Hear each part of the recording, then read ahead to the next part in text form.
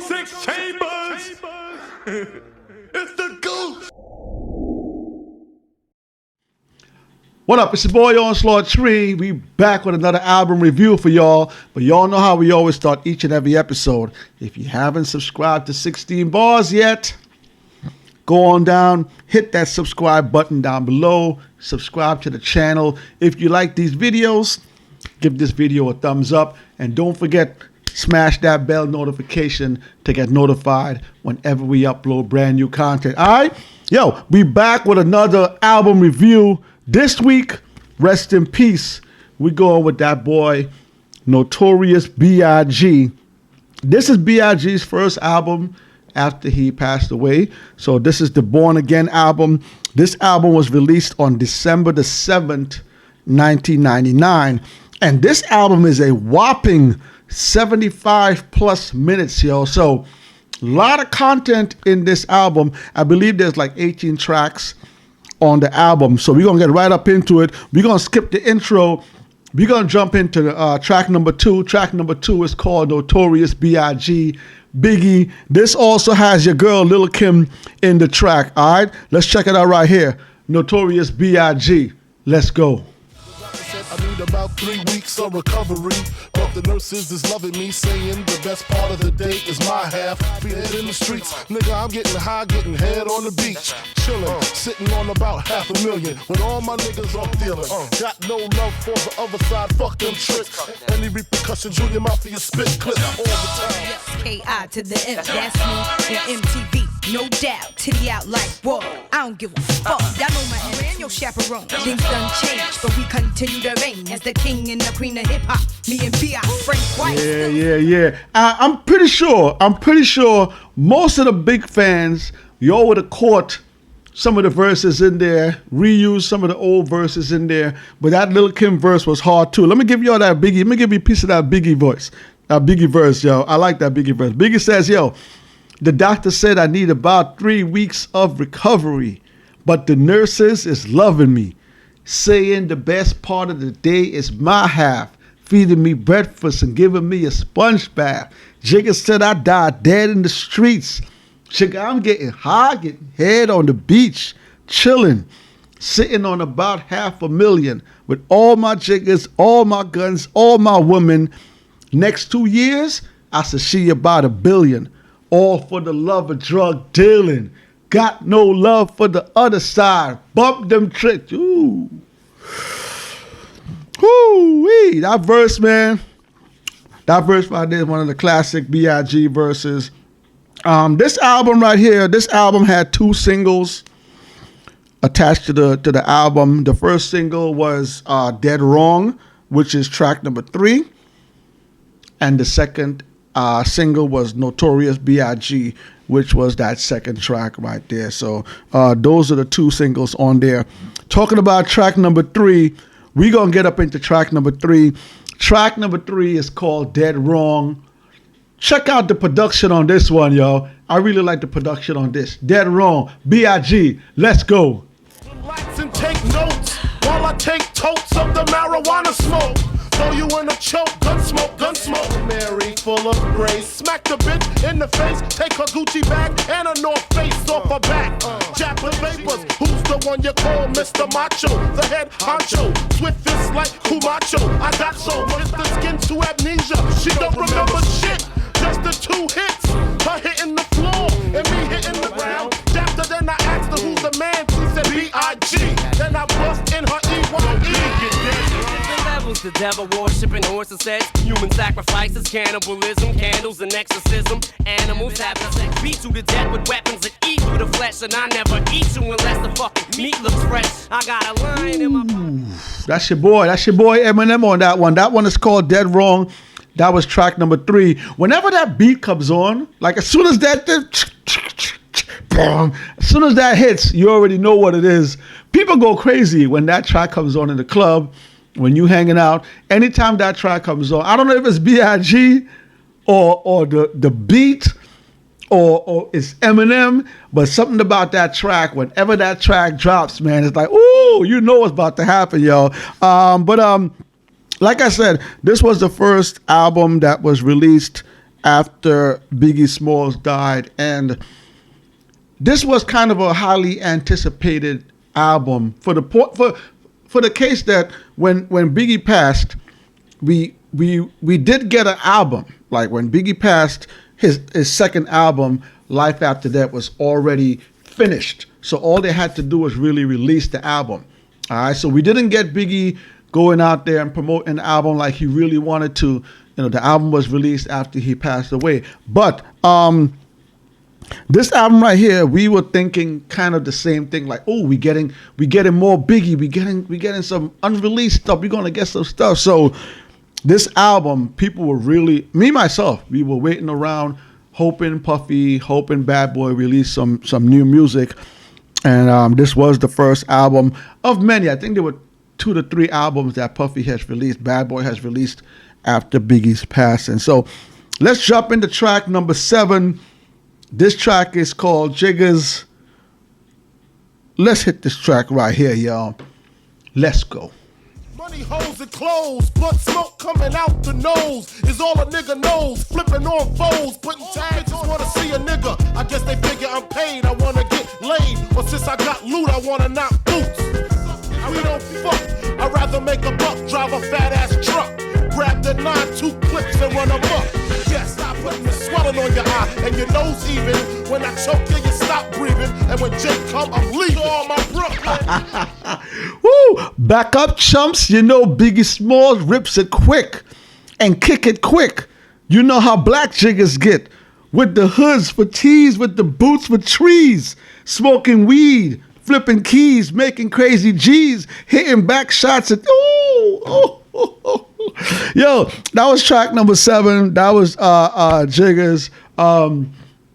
Another track I kind of like on the album. There are some tracks on here that I absolutely love. There are some tracks that I like, and then there's the other stuff after that. But let's get into Billboard numbers, y'all. All right, Billboard 200. Let's do some Billboard 200 numbers. So, Born Again, Notorious B.I.G. First week, Billboard 200. Album peaks at number 1. All right, so album peaks at number 1. First week copies. First week. I just told y'all, highly anticipated. Everybody in the streets, everybody that misses Biggie, all the people that bought the Life After Death, the Ready to Die, everybody's waiting. First week sales, 485,000 copies. Woo! Almost 500,000 copies sold first week. Congratulations, Notorious B.I.G. You're still pushing big numbers. So first week sales, amazing. Billboard 200. He went right to the top, right at number 1 spot, man. Let's move on. All right, so this next track right here, this is track number 10, yo. This track right here, this might be my second favorite song on the album. It sometimes slips into number 3, depending how dead wrong makes me feel, but this might be my second favorite song on the album. This is featuring that boy Sadat X. Sadat X goes bananas on this track right here. This track is track number 10. This track is called Come On. I'm going to give you all a piece of this. B.I.G. Sadat X. Come On. Let's go. Feel the sun rays off the forehead. Everything is real. Biggie put me on the joint, so I'ma be the big wheel. I just been Hate the spot with Sadat. Release the brainstorm to make your motherfucking brain warm. A strange form. Well, in God we trust. Guns I bust. Got that disgusting suicide thumping and a DM brain. Make an MC wanna sing for a living. Check the beat down, we fucking give it. Come on, motherfucker. Yo, Biggie said, why not blow up the spot with Sadat? Release the brainstorm to make your motherfuckers' brains warm. A strange form, something kind of lyrical. Biggie the bastard, Sadat's kind of spiritual. Well, in God we trust, guns I bust. Got that disgusting suicide dumping And that, do you know where you're going to? Do you like the things that I bring? Make an MC wanna sing for a living. Take this beat down, we fucking give it. Come on, yo, oh man. Yo, that verse is oh man. Rest in peace, B.I.G, man. B.I.G, yo. The stuff B.I.G was saying, listen. All right, I just gave y'all Billboard 200 numbers, just told y'all straight to the top, #1 in the Billboard 200 charts. Gave y'all a number of copies. All right. This album was released in 1999. All right. So by the time January 2000, the album already crossed the 2 times platinum, which is 1 million copies. So by 1 year, 2000, January 2000, album already crossed 2 times platinum status. All right, shout out Biggie, moving big numbers still. Let's move into track number 14. This track here is a really nice track here because this track here features one of my favorite MCs. And I would have really loved to actually see them in the booth together. This is one of the things about this album, okay? There's a lot of features on this album that some may question, would Biggie really had gone in the booth and did a song with those guys? Or would Biggie had really did a song with that person at that time? So those are questions we're going to go over at the end when we do the review. But this track is featuring Beanie Siegel.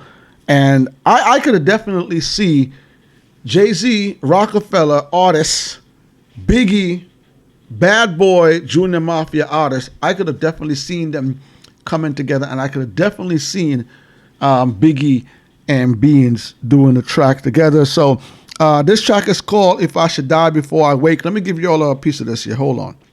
Yo, so Biggie goes, yo, what you expected from his next of kin. I'm local, bro, but ain't no Mexican. I got 9s in the bedroom, Glocks in the kitchen. A shotty by the shower if you want to shoot me while I'm shitting. Oof. Woo. 16 bars. Woo. Woo. Woo. Let me bring that back. He said, what you expected from his next of kin. I'm local, bro, but ain't no Mexican. I got 9s in the bedroom, Glocks in the kitchen. A shotty by the shower if you want to shoot me while I'm shitting. The lesson from the Smith & Wesson is depressing. Jiggers keep stressing the same motherfucking question. How many shots does it take to make my heart stop and my body start to shake? If I should die before I wake. Woo! With my hands gripped, praise the Lord. Ooh, let's get into it, man. This track right here, track number 14, Notorious B.I.G. Peep the Beanie Siegel verse as well, yo. Let's go. You expected from his next of kin. I'm local, bro, but ain't no Mexican. I got 9s in the bedrooms, Glock shots does it take to make my heart stop and my body start to shake. If I should die before I wake. You fucking with Mac, you fucking with the best. Still going to war with them dusty texts. Man, you know how I hit. When I squeeze, don't breathe, keep it lined and even. So when niggas get hit, they be crying, screaming, lying, bleeding, facing that shit, taking 2 sniffs, grabbing my shit. Best believe if I get hit, y'all niggas taking some shit. Picture niggas yeah. And this track also had the legendary Ice Cube is on this track as well. And Black Rob also made this track as well. So a lot of features on the album. You know, Lil Kim made the album. Puffy was sprinkled all over the album. Junior Mafia was sprinkled throughout the album. Too Short made the album. Method Man, Redman, Hot Boys, Big Timers, they made the album as well. Snoop made the album. Busta was on the album. So tons of features on this album so far.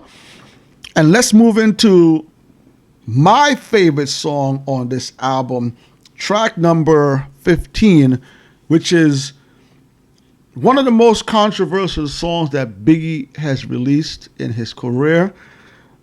And if you were around, this song was released right around the time when the Tupac Quad Studios incident. Like sometime after that is when this song was released, and it brought up a whole lot of questions. There are still people today asking why this song was released at that time. And I've seen Lil C's, I've seen Lil Kim, I've seen people go on interviews and say that it was all just a coincidence. The label dropped it. This song was recorded way before the Quad Studio incident. But in any case, it's one of those songs that started a whole lot of drama. And again, this is track number 15. This track is called Who Shot Ya? So Biggie goes, who shot ya? Separate the weak from the obsolete. Hard to creep them Brooklyn streets. It's on, Jigga. Fuck all that bickering beef. I could hear sweat trickling down your cheek. Your heartbeat sound like Sasquatch feet. Thundering, shaking the concrete. Yo, the word play and the visualization of what's going on. Let me bring that back for you. Who shot ya? Separate the weak from the obsolete. Hard to creep them Brooklyn streets. It's on, Jigga. Fuck all that bickering beef. I can hear sweat trickling down your cheek. Your heartbeat sound like Sasquatch feet. Thundering, shaking the concrete. Finish it, stop when I foil the plot. Neighbors called the cops cause they heard mad shots. Saw me in the drop, 3 in the corner, slaughter, electrical tape around your daughter. Old school, new school, need to learn though. I burn, baby, burn like disco inferno. Burn slow like blunts with yayo. Peel more skins than Idaho potato. Jiggers know the lyrical molesting that's taking place. Fucking with B.I.G. It ain't say, listen, this track right here, y'all. Oh man, the verse, the production, the story, the visual storytelling on this track right here. My favorite track off this album, track number 15, Notorious B.I.G. Who Shot Ya? Let's go. Who shot ya? Separate the weak from the obsolete. Hard to creep them Brooklyn streets. It's on, nigga. Cheap. Your heartbeat sound like Sasquatch feet. Thundering, shaking the concrete. Then they shut the daughter. Old school, new school, need to learn though. I burn, baby, burn like disco inferno. Burn slow potato. Niggas know the lyrical molesting is taking place. Fucking with B.I.G. it ain't safe. I make it smile. And I'm Brooklyn's finest. You rewind this. Bad boys behind this. That boy was no joke, yo. Y'all wasn't messing with B.I.G., yo. Y'all wasn't messing with B.I.G. That's track number 15. That track was called Who Shot Ya? Closing the track up, it was track number 16, track number 17, and then Miss Wallace had the final track on there where she was telling a story. Definitely, when you go and listen to the album, definitely listen to the final track, track number 18, the words from Miss Wallace. It always makes me tear up whenever I listen to that part of the album, listening to her talk about what would happen if her son didn't choose the life of hip-hop, the life of hip-hop music. So check that out. That's the CD right there. And on the inside, the booklet, beautiful booklet again. Physical copies, man. Physical copies. On the inside, there's 2 posters. There's one where you have all of their track listings and all that stuff there. See B.I.G. with that. And then on the other side, you have tons of pictures of Biggie right there. So, all right, that's it. That's the end of the album. Track number 18, the Miss Wallace outro. We gonna get into rating of the bars, yo. Let's go.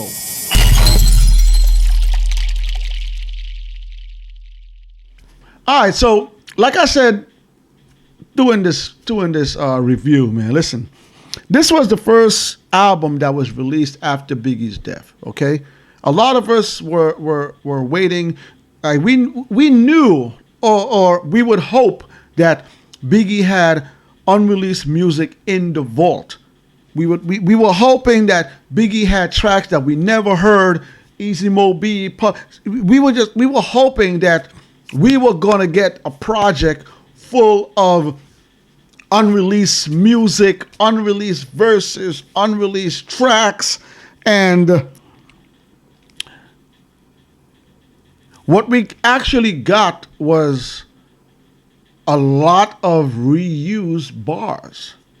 A lot of the tracks on this album, if you're a Biggie Smalls fan and you've listened to a lot of Biggie Smalls and you listen to the album, you would recognize most of the verses.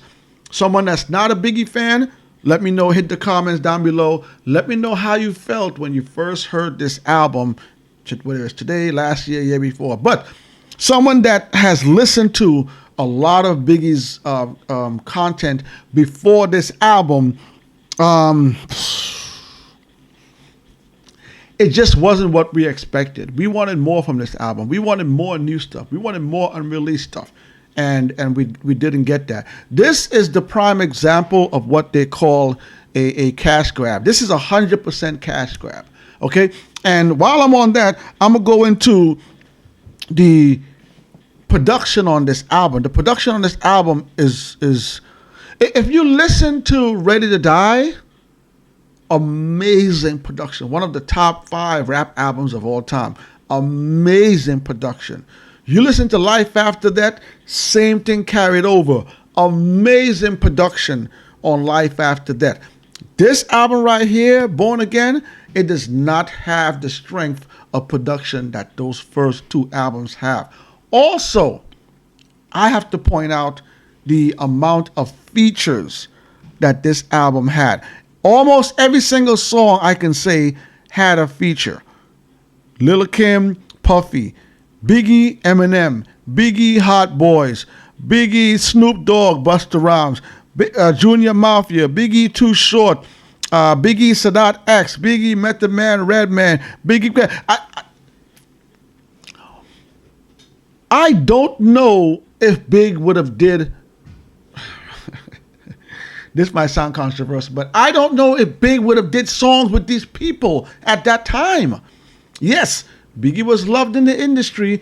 Biggie had a few little side beefs here in the industry. And I know he passed away.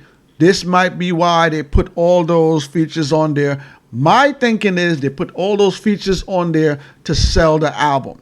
There's a lot of features on this album that just does not sound well. It does not sound well.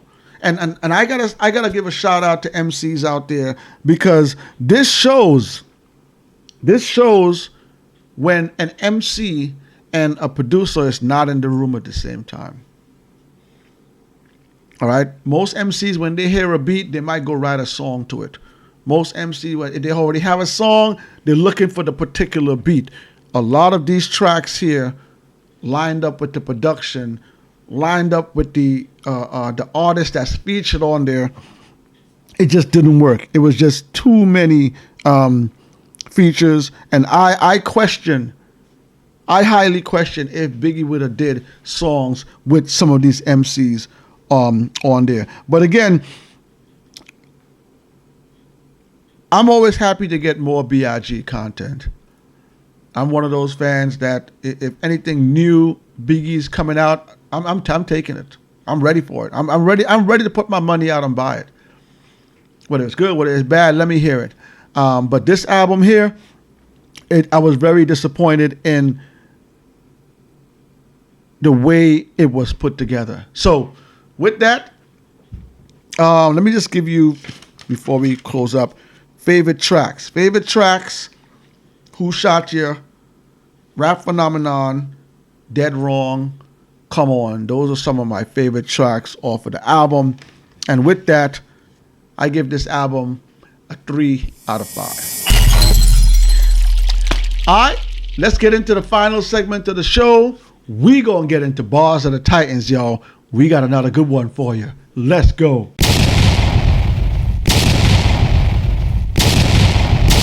All Hi, y'all. This is Barz of the Titans. This week, oh my gosh, listen, man, listen. If she was out here in 2022, a lot of y'all rap chicks wouldn't have no careers, y'all. Listen, man, this right here, we got the girl Raw Digger. This joint right here is called Tight. The production is tight. The bars is tight. The story is tight. Her flow is tight. Yo, listen, man, Raw Digger, this is tight. I'm going to need y'all. Hit the comment section down below. Let me know what y'all think about the Barz of the Titans. Let me know what album you want to see reviewed next on the show. All right? It's your boy, on Slot 3. Barz of the Titans. Raw Digger. Tight. Peace. Check it. And I say it was tight, cause the sister write rhymes all day and all night. Swelling sounds like a schizo on 2 tabs with do-rags hanging from my pockets. Me the rap bitch to go back to PDX.